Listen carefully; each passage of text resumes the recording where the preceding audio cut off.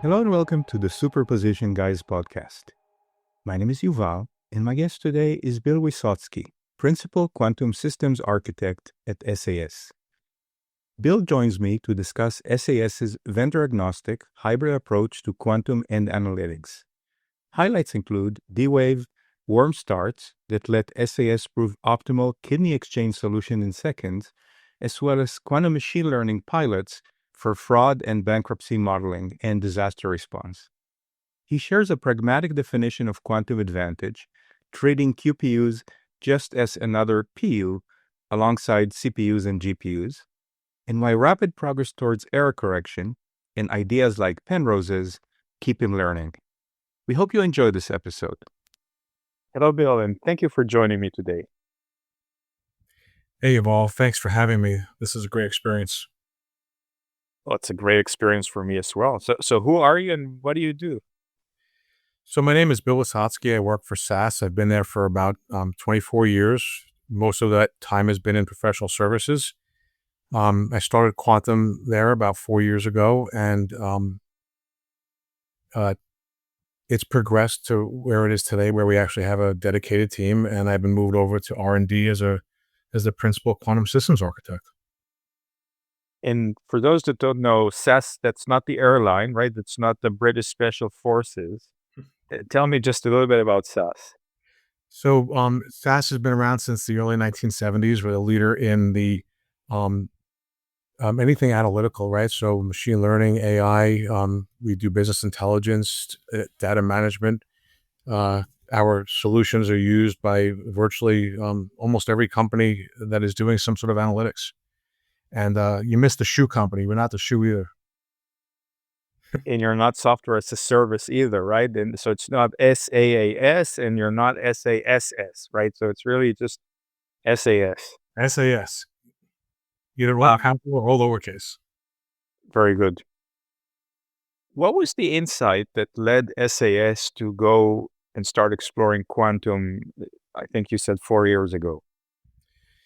Well, I mean, from my perspective, I've always been interested in quantum. When I was in graduate school for behavioral neuroscience, my research was in biophysics, doing EEG recordings, specifically something called visual evoked potential on the human cortex. And I had to learn about the way photons were being absorbed by the retina. So I had to learn a little bit about quantum physics, and I was introduced to the slit experiment, and it turned into almost like a rabbit hole where I was so interested in what I was learning about quantum physics that I was spending more time doing that.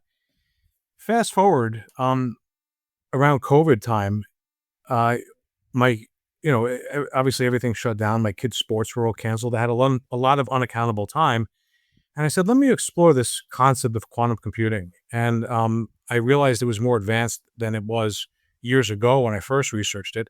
So I started playing around with it, and I started teaching myself some of the software development kits and figuring out how I could integrate it with SAS. And I saw that, some of the real promising areas of quantum computing are around areas such as optimization and quantum machine learning. That's in our wheelhouse. That's our bread and butter. So it was a natural sort of marriage between the two. So in your case, in your company's case, it was sort of bottom up, right? You started it and then you got executives excited about the potential, or was it some directive from the CEO, hey, we should really look at this quantum thing? Yeah, I kind of went off on my own and I started doing this, and I kind of navigated through SAS to try to figure out who to talk to sell this idea to. And it was, presentation after presentation and proof of concept after proof of concept. I wound up in a department called the Solutions Factory that bought into this. And they were the sort of the executive sponsors, and we did a whole bunch of more organized proof of concepts, I should say. And eventually the chief technology officer saw it, and he came on board, and here we are. So I very much want to hear about how it's going, but let's actually talk a little bit more about how it started. So you said you studied biophysics, but I don't think you have a PhD in physics, right? Don't. And and so you didn't have a PhD in physics, and you had to convince the company that something, this is worth looking at. What lessons have you learned, or what advice can you give to a friend who is in a similar situation, sort of similar educationally and similar to the company, how to get going and how to get started in a business? So, you're right about my my graduate program was, it was in behavioral neuroscience, and I originally went into that, um, to do animal behavior and evolutionary biology, and after working in an animal lab, I decided that's not what I wanted to do, so I switched over to humans, and biophysics was the lab that interested me. I actually never completed the PhD because we got involved with and we started a biotech company that we ultimately, kinda went south, and then I wound up working for SAS doing predictive analytics. I always was interested in quantum ever since, my dissertation. I mean, I was all the way up to the point of just, defending it for the most part. I just had to write it, do some edits. And, it was a hobby of mine for years. I kept on reading about it. I would read textbooks, I'd read papers, all from, I'd say early 2000s all the way up until, when I started this. So if I was to give advice, I would say to anybody, be very persistent, learn the topics, speak from some level of education. You don't have to be a physicist, to understand quantum computing, and, um, and keep pushing forward. Sometimes it's a longer road than others. You've been doing this for 4 years, and if I remember correctly, we met after I heard you speak at a D-Wave conference about a case study. Um, Tell me about some of the exciting projects that you did in these 4 years, some of the successful or maybe the not so successful ones. Yeah, so some of them I could talk, about in detail. Others I can't. At D Wave, we did this sort of, um, project called the Kidney Exchange Project, where we were looking at donor, and recipient pairs, and how one donor, that wants to donate a kidney to a recipient might not be compatible. And it creates so the donor one could, actually donate to somebody else that they are compatible with. And it's called a swap in a way. And that network could be very, very large, and it has a lot of constraints, and it has some objectives. So it turns into a very large combinatorial optimization problem. And we quickly realized that when we ran this through quantum, we got a distribution of results. We got good results, but there was no, guarantee that the result we were getting was the absolute best. We can only figure that out from a classical perspective. So we would take the results from the quantum solver. In this case, it was D-Wave, and we would use them as warm starts into our classical solver. And then we were able to solve the problem in a fraction amount of time and prove optimality. From there, we went on to do the same technique on some other proof of concepts, around optimization in consumer packaged goods. We did, we're working on some POCs, in the quantum machine learning arena around fraud detection and around bankruptcy modeling, and we're also doing disaster response with you. We're working on some projects along with yourself. Some of these POCs, and I'm guessing, are non-internal POCs, but you work with customers, clients. Do you tell them this is quantum? Do they care? Or do they get excited or turned off when you say, "Hey, I'm actually going to use this quantum computer thing"? Yeah, so that's a good question. The only non-customer POC was the kidney exchange problem, and that's because it's a well-known problem. Every other one was some sort of customer-driven project. Now, when we tell customers, we tell them that it's a quantum project. That's how we wind up doing the POC, and they're very interested, and they're very excited.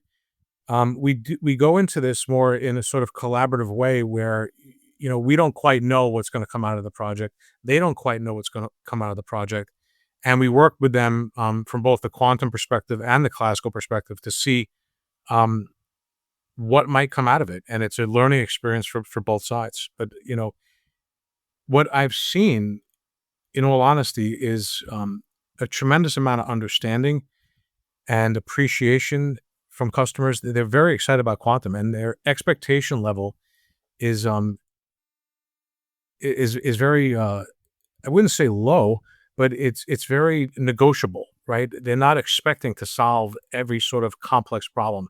They know that quantum is in the beginning stages and could only be used for very specific things. So they're in a way they're fun. Have you seen quantum advantage? I mean, either a problem that you couldn't solve classically or was too long to solve classically, or an area where something like this worm start that you were describing actually delivered tangible benefits? Yeah, so that kidney exchange problem, for example, to solve that to optimality, when took hours to solve. When in the hybrid approach, we solved it in 30 seconds. So that is one area. If you want to define quantum advantage of speed, the funny thing about working with customers at SAS is we get a little bit more freedom in how we define quantum advantage, right? So you hear these articles about some quantum companies solving problems in 2 hours that would take 45 million years or whatever the number is. But it's not only about speed in our definition. In our definition of quantum advantage is something that the customer will benefit from. It could be speed. It could be the expressivity of a quantum machine learning model by being able to project classical data into higher dimensional representations that, and then get a more predictive model, even though that model takes longer to run. That might be a level of quantum advantage. So with that being said, in some of our data sets that we've used around quantum reservoir computing and quantum supported vector machines, we've seen some levels of quantum advantage, not necessarily about speed, but when you're measuring things like area under the curve, we've seen some benefit. We've also seen benefit in being able to train these models with less data. We start off with small data sets, and then we move. We get larger, and quantum seems to stay very similar, and classical varies with the size of the data sets. One of the things that struck me when we were working together, I mean, the SAS was doing a project with Quera, my company, is that you were asking about, or your team was thinking about optimality. Sort of quantum gives a solution, but it may not be the optimal solution. Do you find that customers are looking necessarily for the optimal solution, or they just want something good enough within a reasonable amount of time? It depends on the customer and the field that they're in. In some fields, they need a 100% optimal solution, and they don't care how long it takes to get it. Usually, there's more at stake if the solution is not optimal. Um, in other cases, it's about speed. They just want a really good solution, but they need it very fast. But with quantum, I don't think you're able to prove optimality. No, and that's where that hybrid process comes in, right? So when we take those solutions, so what we could do is, if when we get our sort of distribution of solutions and we have no idea how close to optimality they are, we could feed them into our VIA software in parallel and have VIA solve them, basically all at the same time with that warm start. So each one of those VIA processes will have a different warm start from each one of those solutions uh, that we're solving in quantum, and then we're able to run that to optimality and then prove optimality at that point. When you solve a problem using classical means, I'm sure by now you've developed, you and as far as the company, sort of a workflow. Okay, here's how we capture the problem. Here's how we think about expressing it. Is that any different in quantum? How does that look for you when you try to solve a problem using quantum computer? Yeah, it's interesting you say that because it's a much harder thing to do that in quantum than in classical, right? In classical, it's tried and true. We have all these different algorithms. We have X number of years of experience. We have all these specialists in the field. In quantum, it's almost like sort of the event horizon of a black hole. You kind of not know what's on that other side, and you're in some cases, we found that quantum works really well on certain problems, and then we take similar problems, and quantum doesn't work as well on those similar problems. What we're finding is problems that have like a high combinatorial, relationship amongst the variables. When that solution space is very large to search, we're able to get a solution relatively quickly. And that's from an optimization perspective. In a machine learning perspective, it's a little bit more of a unknown, and we have to kind of test different things. But and that's why I said before that when we work on customer POCs, it's very much a collaborative project where we have to um, understand the problem classically first, right? We need to understand how this works classically, where the areas in that classical process are very computationally expensive, take a long period of time, what the problem formulations look like, and then we have to kind of pull that back and say, could quantum help in these specific areas? And and that's how we kind of are looking at these things.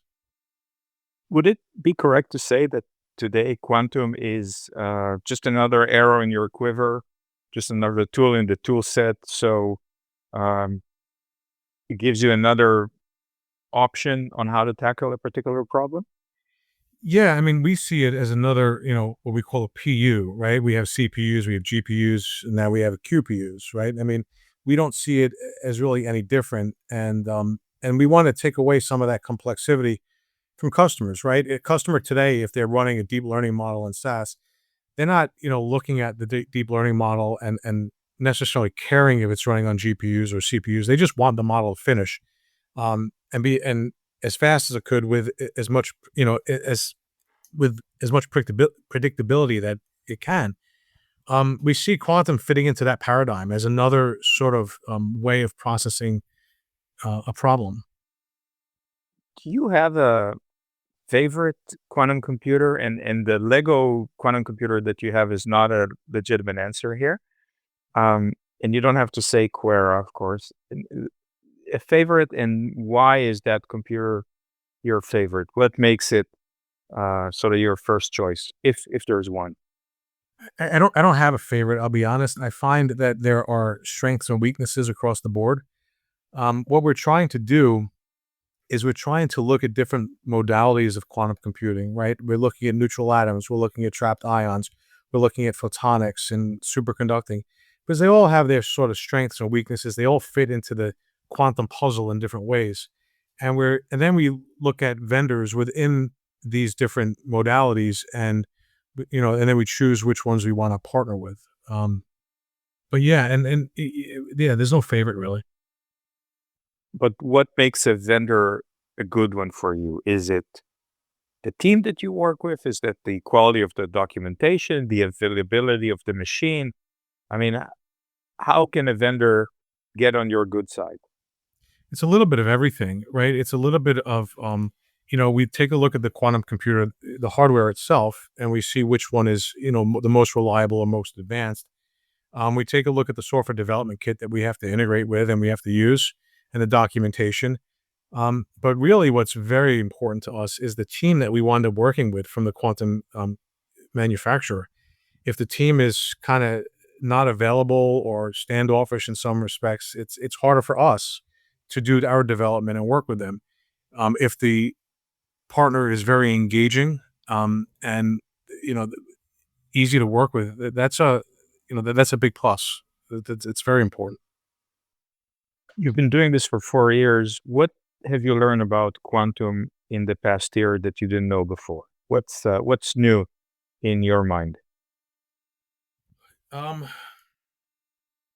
I'm learning things every day. I'm learning new things about neutral atoms, things that I didn't know before. I'm learning things about trapped ions that I didn't know before. But the biggest thing that I'm learning is that you can't stop learning, right?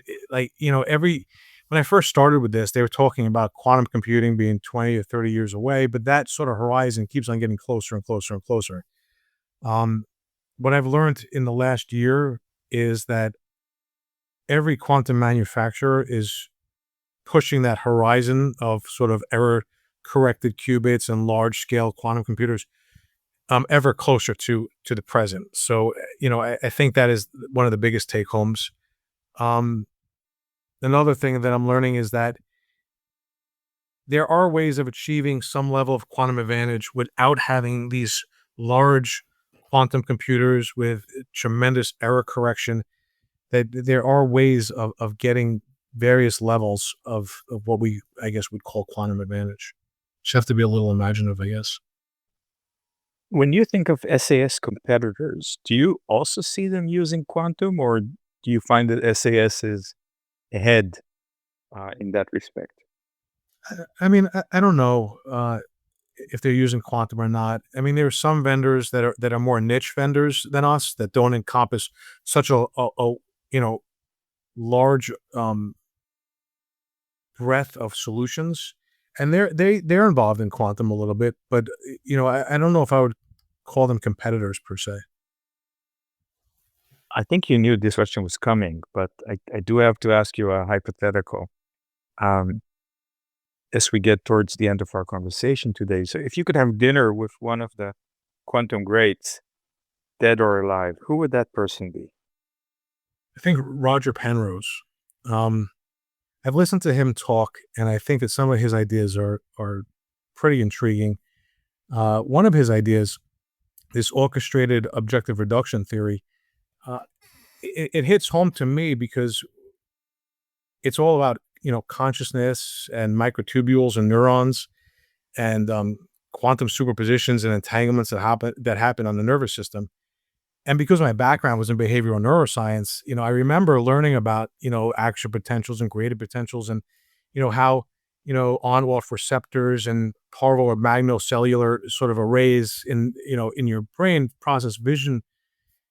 And it always got to a point where there is a hard cutoff between sensation and perception. And there was a lot of theories about how that kind of, you could build up all these on-off receptors to make lines and shapes, but that sort of switch over to perception was always sort of theoretical. Well, it brings, it connects various higher order cortical areas of the brain.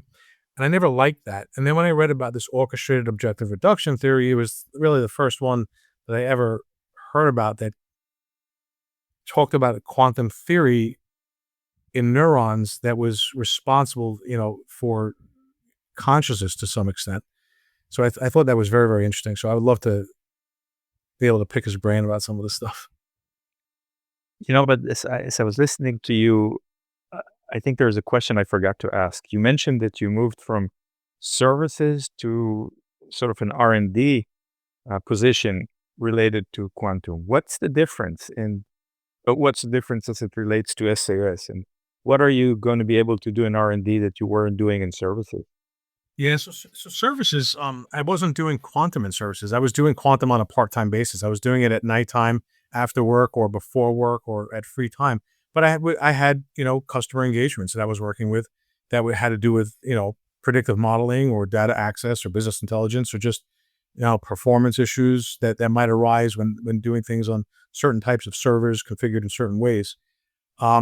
So this is allowing me to do quantum full time, and my position now is kind of varied in a way. I work with the developers on these quantum algorithms and what they should do, and how they could get incorporated into SAS.